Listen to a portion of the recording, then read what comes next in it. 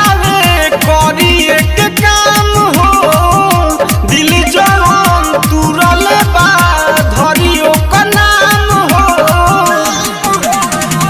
जब जब याद आवे करी एक काम हो दिल जवान तुरल बा धरी ओकर नाम हो। छोड़ले बा कोई के पागल भाव में हो छोड़ले बा कोई के पागल भाव में।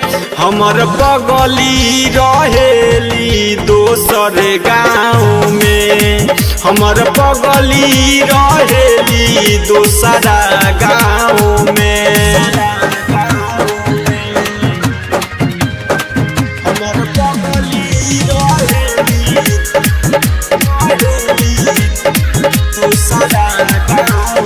हमारा दिल के दुख साफा नहीं बुझता जब से गइल दोसर के संगे हमें नहीं पूछता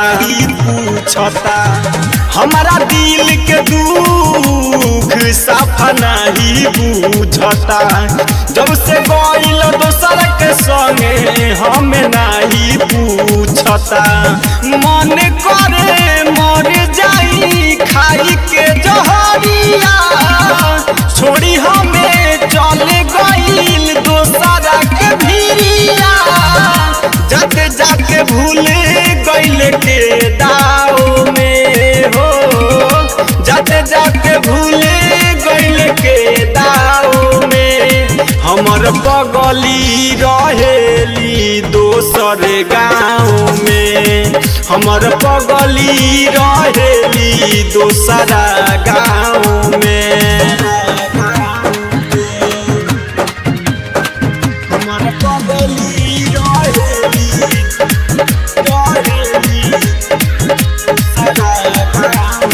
ओकरा सीना में दिल न बा तभे छोड़ के भगली रे।